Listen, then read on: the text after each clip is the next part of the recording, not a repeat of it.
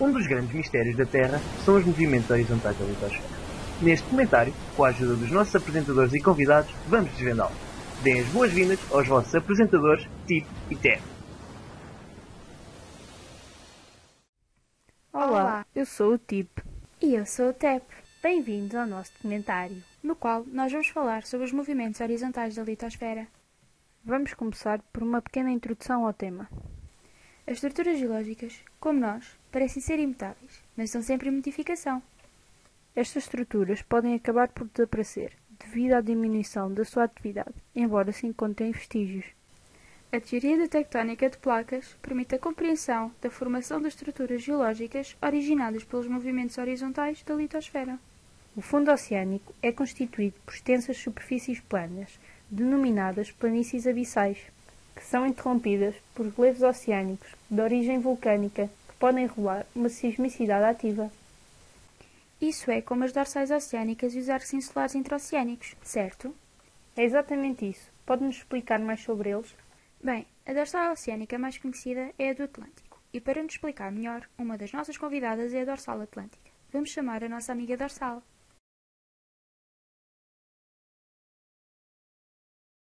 Olá, eu sou a Dorsal Atlântica. Antes de mais, queria agradecer ao Tip e ao Teb por esta oportunidade. E agora, vou-vos falar um pouco sobre mim. Eu ergo-me de tal forma que alguns dos meus picos atingem a superfície, originando ilhas oceânicas, como os Açores e a Islândia. Quando se fala em dorsais, associa-se também ao conceito de rift. O que é isso? Um rift é quando o topo de uma dorsal é percorrido por uma fossa de afundimento contínua, que é limitado por falhas normais devido a esforços distensivos que originam sismos.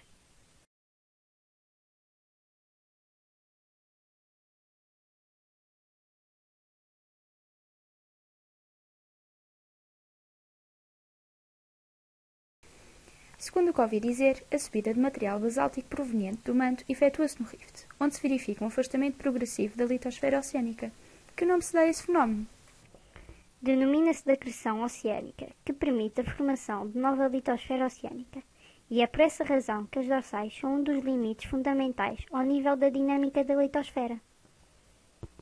Quais as características de uma dorsal? A dorsal é constituída por um conjunto de falhas transversais que originam, ao nível do relevo oceânico, as falhas transformantes, que terminam num plano de subducção. E só numa zona de falha, onde os deslocamentos se realizam em sentidos contrários, é que ocorrem focos sísmicos. Agora que já sabem mais sobre as dorsais, vamos nos despedir da dorsal atlântica e agradecer pela sua ajuda. Não tenho de agradecer. Foi um prazer. Adeus! E agora vamos falar sobre os arcos insulares intraoceânicos. Para quem não sabe, os arcos insulares são conjuntos de ilhas de origem vulcânica que se distribuem em alinhamentos curvos, formando arcos. Agora vamos chamar o nosso convidado, o arco insular.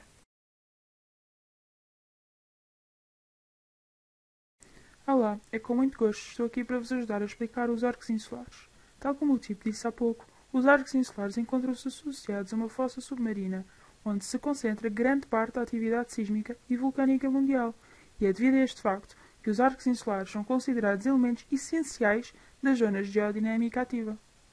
Mas como é que este tipo de relevo se forma? Isso é uma boa questão. Este relevo forma-se devido a fenómenos gravíticos, pois à medida que nos afastamos da dorsal, a litosfera oceânica vai diminuindo temperatura e tornando-se assim mais pesada, ficando mais densa que a astenosfera, que neste caso se encontra mais quente, embora tenham ambos a mesma composição química. Então deixe-me ver se percebi. Essa relação entre as densidades das duas zonas que mencionou provoca um desequilíbrio permitindo que, em uma das fraturas, um dos bordos da placa basculhe e mergulhe na astenosfera, onde será incorporada progressivamente. É exatamente isso que acontece, e é devido a estes fenómenos que os arcos insulares se formam, pois a introdução de uma litosfera fria, que neste caso é o bordo da placa que mergulha numa zona com temperatura superior, ou seja, a astenosfera, origina fenómenos de fusão parcial a nível de ambas as placas, que origina magmas de menor pH, isto é, mais ácidos, e com menos densidade que, ao ascender à superfície, originam os arcos insulares vulcânicos. Vocês sabem algumas ilhas que possam ser denominadas de arcos insulares vulcânicos? As únicas ilhas que me recordo que possam ser denominadas assim são o Japão e as Ilhas Marianas. Sim, tens razão, tipo. Essas duas ilhas são exemplos de arcos insulares. E temos também o arquipélago de Tonga. Obrigado por ter aceito o nosso convite. Foi uma grande ajuda neste documentário. De nada, ainda bem que pude ajudar. Até breve! O próximo tópico a ser abordado neste documentário é os rifts continentais. Um rift continental é uma fratura na crosta continental, provocado por forças tectónicas de tração que levam ao desenvolvimento de vales profundos. Para nos explicar melhor, vamos chamar o rift continental.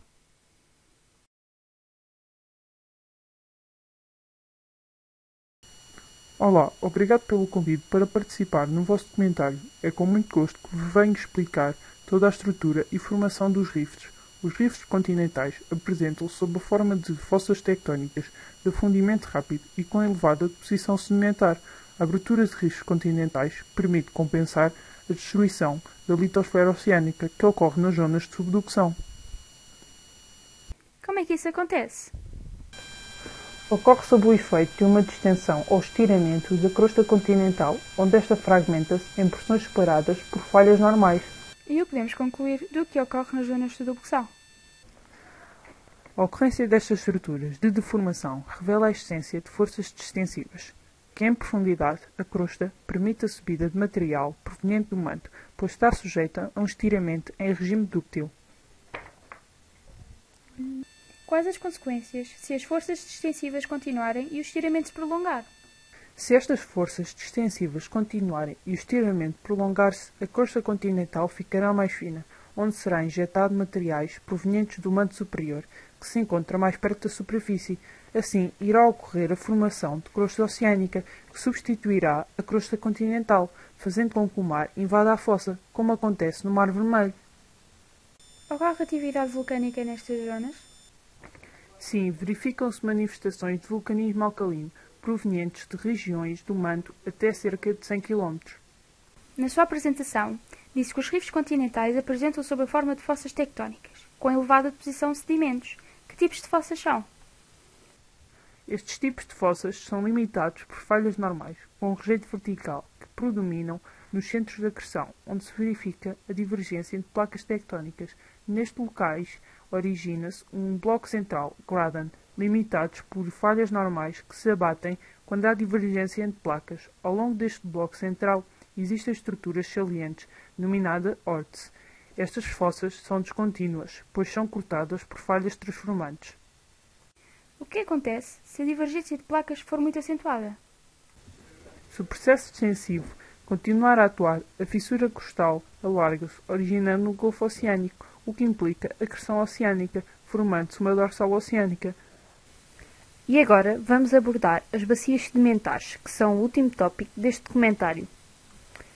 Para nos explicar mais sobre as bacias sedimentares, nomeadamente o que são, temos a nossa convidada, a bacia sedimentar.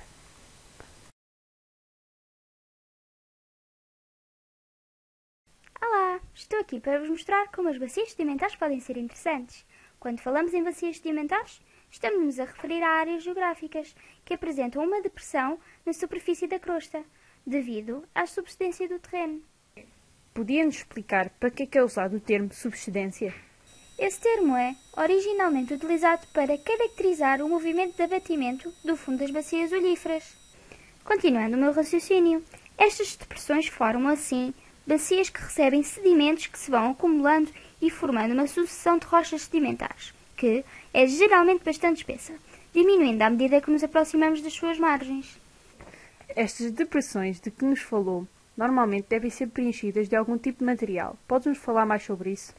Sim, claro, estas depressões são geralmente preenchidas por rochas sedimentares, mas, no entanto, também poderá haver existência de rochas vulcânicas. A geometria final das bacias está dependente dos padrões tectónicos que afetam a estrutura. No entanto, estes podem ser circulares, triangulares ou alongados. Se analisarmos o conteúdo de uma bacia, o que podemos encontrar? Cada bacia contém um registro deposicional de uma determinada área que pode ser interrompido por hiatos ou lacunas de maior ou menor duração. E por acaso as bacias não têm um modo de se agrupar? As bacias sedimentares podem ser agrupadas em 3 categorias de acordo com a sua evolução. Primeiro, a evolução controlada pelo adelgaçamento litosférico, no caso das fossas de afundimento e das bacias sedimentares, que se encontram associadas às margens passivas. Em segundo lugar, a evolução determinada pelo arrefecimento da litosfera, tanto a nível continental como a nível oceânico. E em terceiro lugar, a evolução controlada principalmente pela geometria, mais propriamente pela flexão da litosfera, tanto oceânica, num processo de subducção, como continental, em bacias frontais. Obrigado por esta explicação, Bacia Cimentar. Aprendemos imenso. Esperemos voltar a vê-lo um dia. E assim termina o nosso comentário. Esperamos que tenham gostado e aprendido tanto como nós. Adeus!